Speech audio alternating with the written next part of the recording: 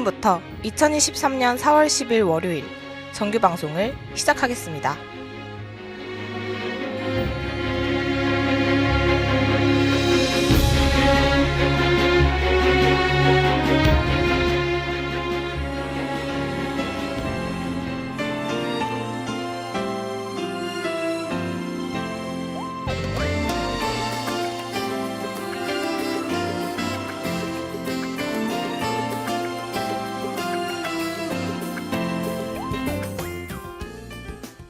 가천하구 여러분 안녕하십니까? 여기는 가천 방송국입니다.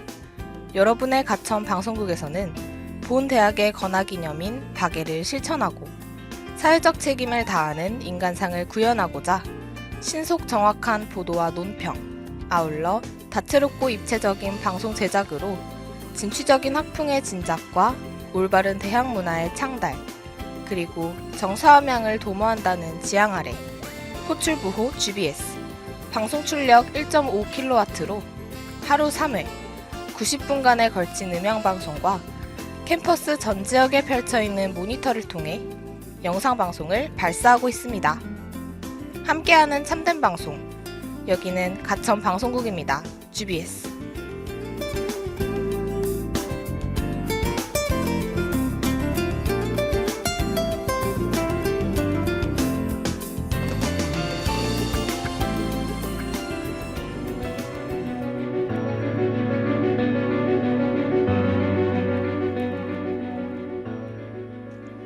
미스터리한 세상의 암호를 풀다. 코드 제로 777.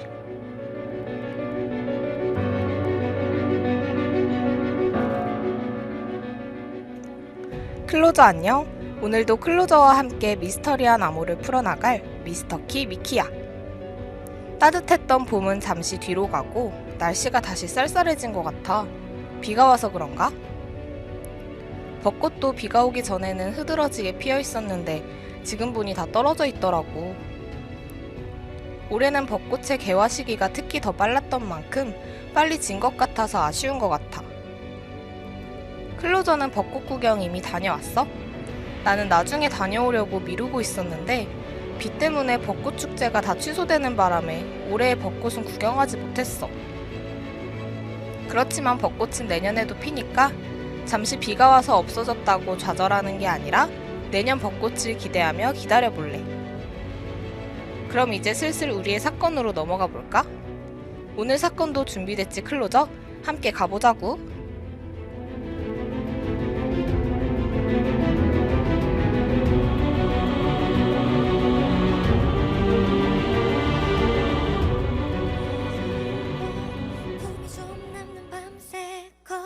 그 속에 나를 쏙 감추고 걸음을 재촉해 걸었어. 그런데 사람들 말이 너만 아직도 왜 그러니 그저서야 둘러보니 어느새 봄이 손잡고 걸은 사람 하나 없는 내게 달콤한 봄바람이 너무해. 나만 빼고 다 사랑에 빠져봄 노래를 부르고 꽃잎이 피어나 눈앞에 살랑거려. 다른 얘기가 듣고 싶어.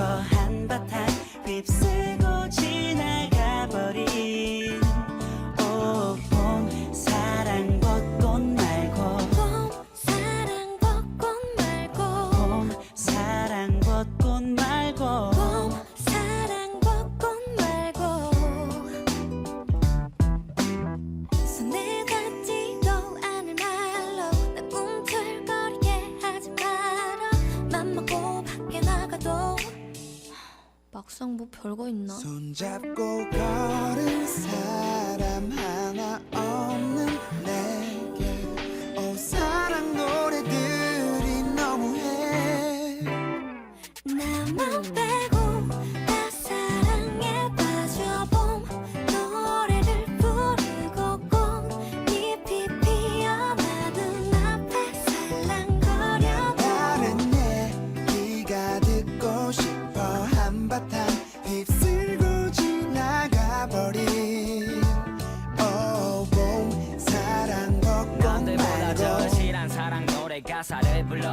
수많은 연인들 가운데 왜 나는 혼자만 똑같은 거리와 어제와 같은 옷차림 난 제자리인데 왜 세상은 변한 것만 같지. 누군가와 봄길을 거니고 할 필요는 없지만 누구나 한 번쯤은 머물고 싶은 그런 기억을 만들고 싶어. 떨어지는 벚꽃잎도 엔딩이 아닌 봄이 시작이듯.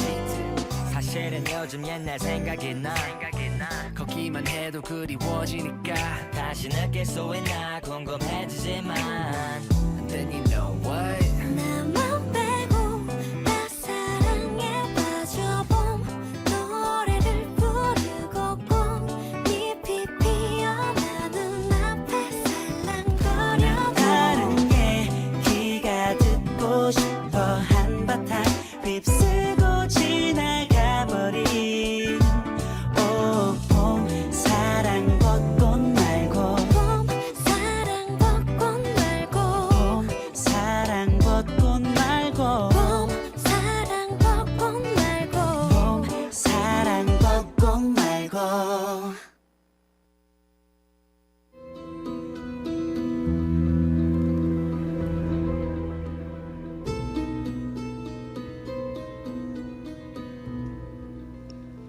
1사부재리의 원칙. 확정 판결이 내려진 어떠한 사건이나 법률에 대하여 2번 이상 심리 혹은 재판을 하지 않는다는 형사사건상의 원칙이며 1사부재리의 원칙은 헌법 제13조 제1항에 명시되어 있어. 모든 국민은 행위시의 법률에 의하여 범죄를 구성하지 아니하는 행위로 소추되지 아니하며 동일한 범죄에 대해서 거듭 처벌하지 아니한다. 주로 피고인은 이미 공소시효가 만료됐다며 일제부재리의 원칙에 따라 처벌받을 수 없다고 주장하기도 해. 오늘 다룰 사건은 1997년 일어났던 사건으로 용의자 중 한 명이 미국으로 도주하면서 12년이 지나서야 재수사를 할 수 있게 되었던 사건인 이태원 살인사건이야.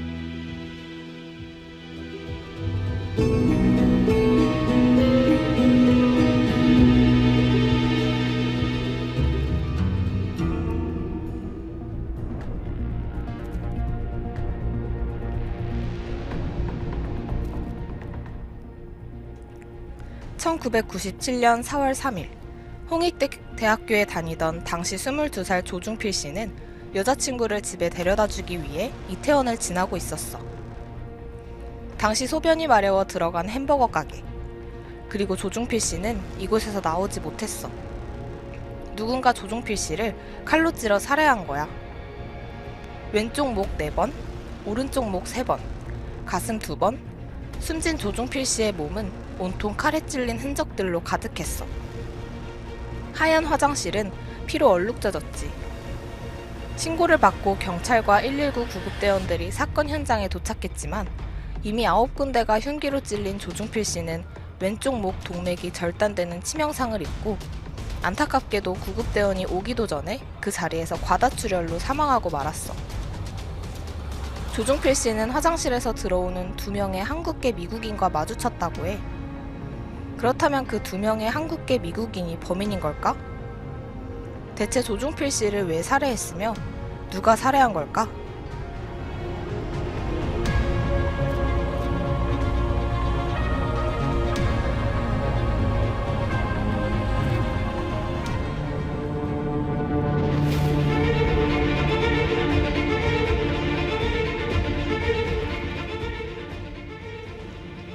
아무 잘못도 없는 우연히 만난 사람을 끔찍하게 살해한 이 사건에 대한 제보는 얼마 후 미군 육군 범죄수사 사령부에 들어갔어.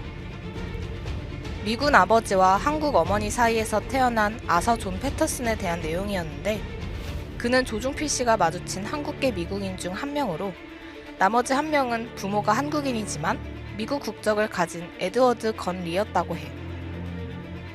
최초 조사에서 패터슨은 미국에서도 평소에 폭력을 휘두르고 갱단과 연결된 인물로 밝혀졌다고 해. 한편 이태원 살인사건이 TV에 나오자 패터슨에 대한 뉴스를 본 리의 아버지는 아들을 추궁했고 마침내 에드워드 건 리도 자수하면서 용의자는 2명으로 확정되었어. 한국에서는 초동수사를 형사 1팀이 맡았고 이후 수사를 박재호 검사가 맡았어. 패터슨과 에드워드 리는 서로를 범인으로 지목하면서 자신은 그저 구경만 했다고 주장했어. 패터슨은 내가 주머니 칼을 자랑했는데 리가 뭔가 보여주겠다며 화장실에 칼을 갖고 가서 남자를 찔렀다 라고 주장했어. 에드워드는 패터슨이 뭔가 보여주겠다며 화장실에 가자고 했다. 내가 손을 씻는 즈음에 패터슨이 칼을 꺼내 남자의 목을 찔렀다 라고 주장했어. 형사 1팀의 김락권 형사는 패터슨을 범인으로 보았고 박재호는 리를 범인으로 보고 수사를 진행했어.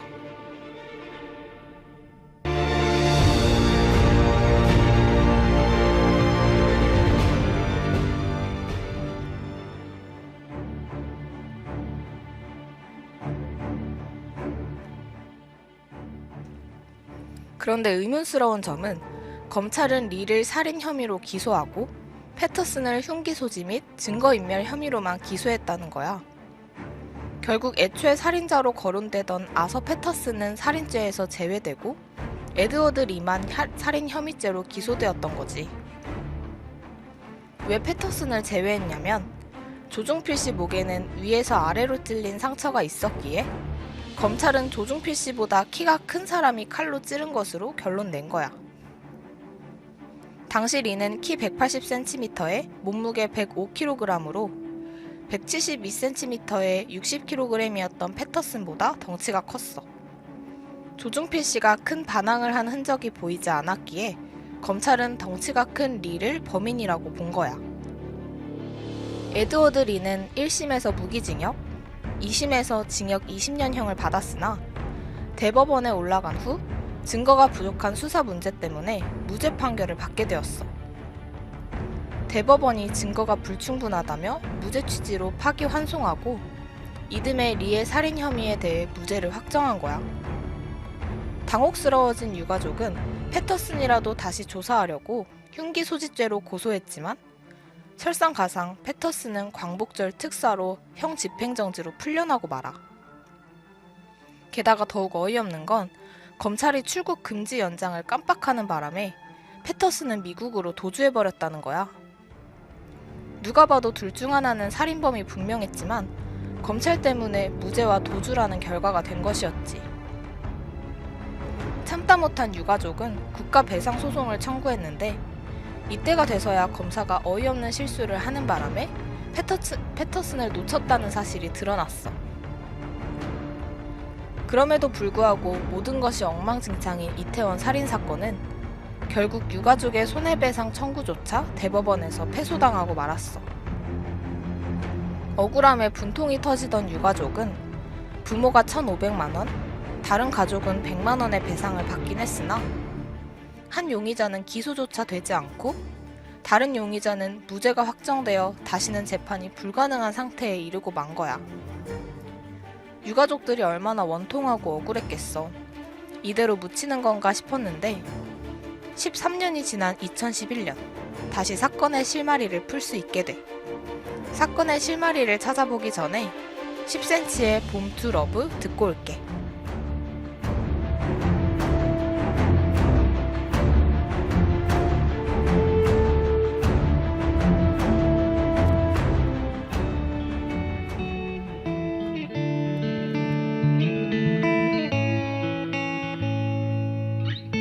너의 앞에 내가 서 있어 내 눈앞에 네가 서 있어 나나나 모든 걸 다 주고 싶은 마음 For love, for love, for love 너의 눈을 보고 있으면 따스해진 봄날 같아져 너와 나로 행복해지는 하루 For love, for love, for love 내 곁에 오랜 시간 있어준다 난 사랑해 너뿐이야 난 오직 너야 내가 사는 이유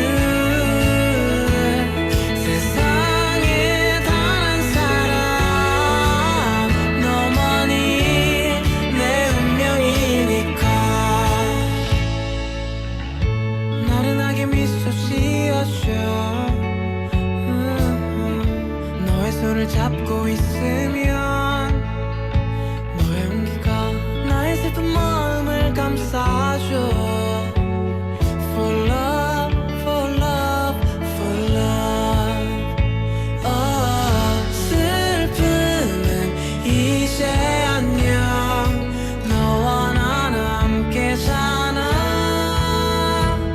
사랑의 너뿐이야 난 오직 너야 내가 사는 이유 세상에 단 한 사람 너만이 내 운명이니까 따라따라따따따 따라따라따따따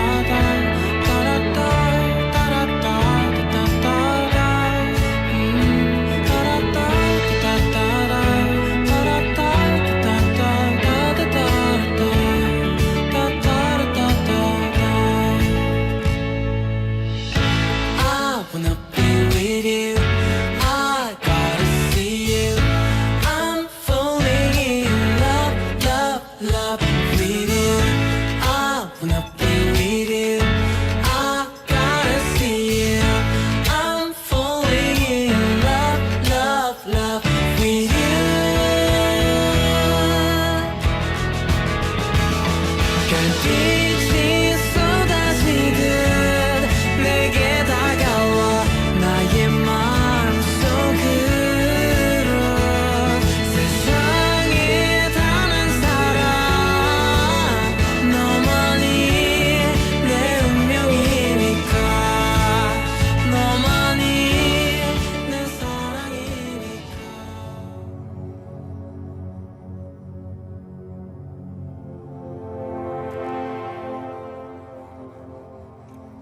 2009년 영화 이태원 살인사건이 개봉되었어.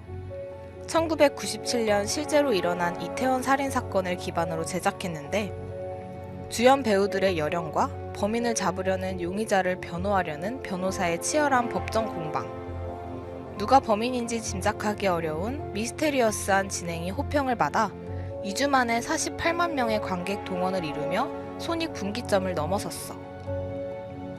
영화 개봉 후에 대중의 관심이 쏠리면서 SBS 그것이 알고 싶다, MBC 시사 매거진 2580에서 이 사건을 재조명하였어.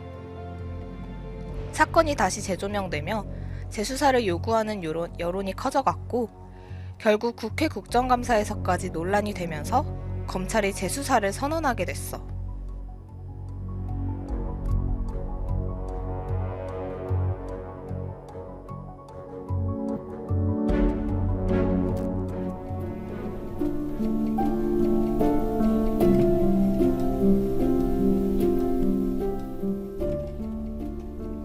재수사에서 검찰은 보안 수사 때 조중필 씨가 배낭을 메고 있었던 사실에 주목하며 패터슨을 범인일 수도 있다는 생각으로 수사를 진행해. 패터슨이 조중필 씨보다 키가 작더라도 뒤에서 배낭을 붙잡았다면 충분히 범행할 수 있다고 추정한 거야. 다만 문제가 있었지. 바로 세월이 흐른 만큼 패터슨이 어디 있는지 행방을 모른다는 거였어. 이태원 살인사건의 피해자 조중필 씨의 유가족은 분통 터지는 심정으로 다시 재판을 해야 한다고 주장했지만 법무부와 검찰에서는 어디 있는지 찾을 수가 없다는 답변만을 했을 뿐이야. 그러나 그 후 한 언론사가 사설 탐정에게 의뢰하자마자 즉시 패터슨의 행방을 찾아내는 희한한 일이 벌어지게 돼. 드디어 패터슨의 행방을 찾은 거야. 그렇게 공소시효를 단 6개월 앞둔 2011년 LA 코리아타운에 살던 패터슨이 미국 경찰에 의해 체포되었어. 친구들과 모인 자리에서 한국에서 칼로 찔러 죽인 자랑을 했다가 제보가 들어간 것이었지. 당시 그는 한국 정부를 조롱하고 다녔다고 해.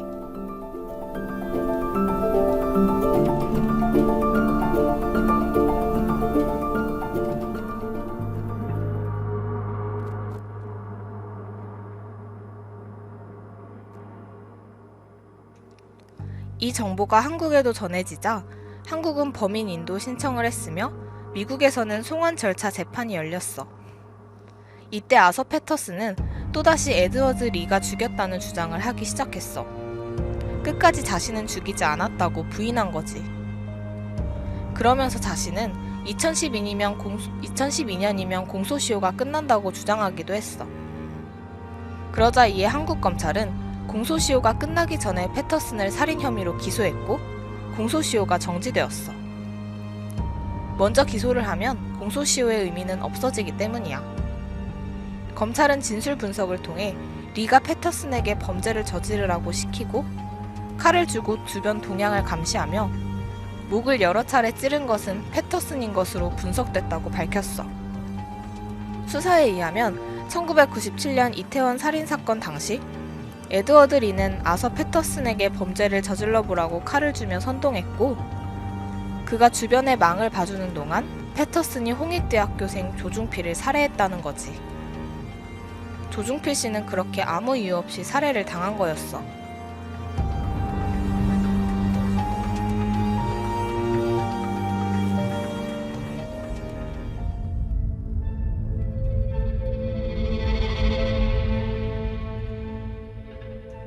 마침내 2012년 한국으로의 범인 송환이 결정되고 2016년까지 이어진 재판에서 아서 패터슨은 이태원 살인사건의 범인으로 확정되었어.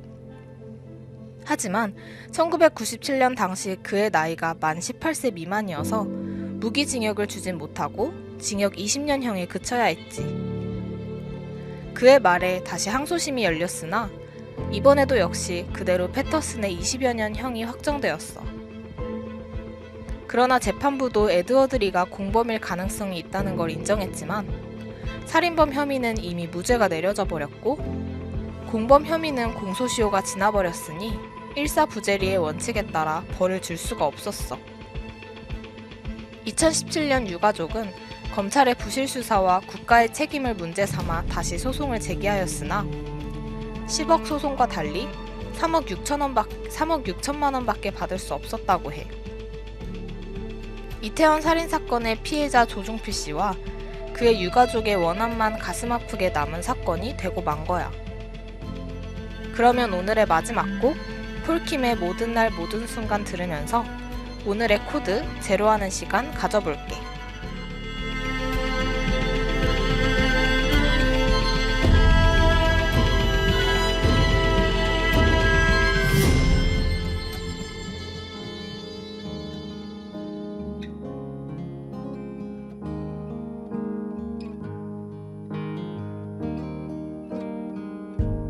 네가 없이 웃을 수 있을까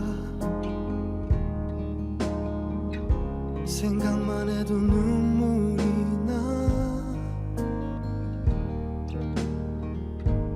힘든 시간 날 지켜준 사람 이제는 내가 그댈 지킬 테니 너의 품은 항상 따뜻했어 고단했던 나의 하루에 유일한 휴식처 나는 너 하나로 충분해 긴 말 안 해도 눈빛으로 다 아니까 한 송이의 꽃이 피고 지는 모든 날 모든 순간 함께해 햇살처럼 빛나고 있었지 나를 보는 네 눈빛은 꿈이라고 해도 좁을 만큼 그 모든 순간은 눈부셨다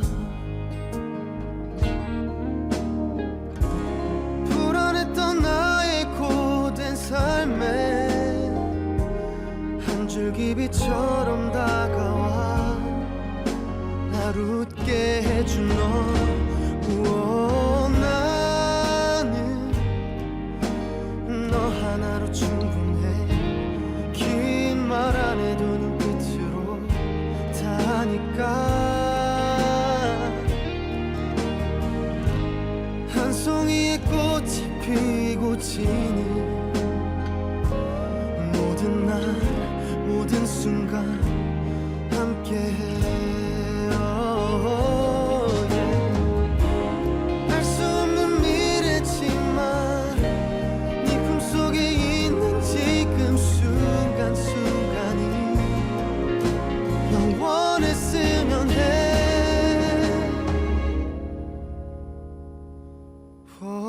갈게. 바람이 좋은 날에 햇살 눈부신 어떤 날에 너에게로 처음 내게 왔던 그날처럼 모든 날 모든 순간 함께해.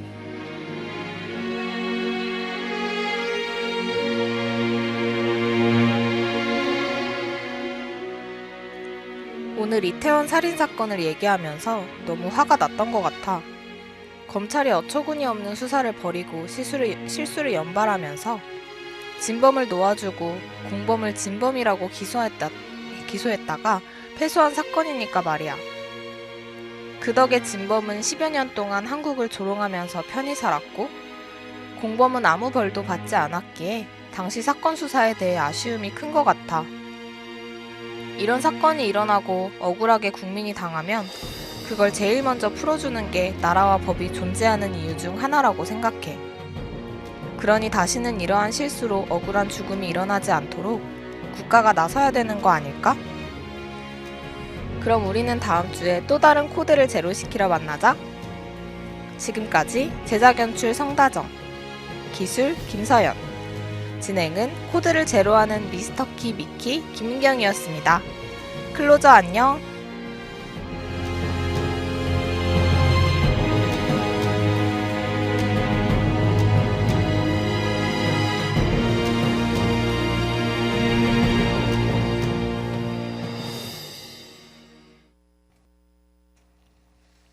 이상으로 2023년 4월 10일 월요일 정규 방송을 마치겠습니다.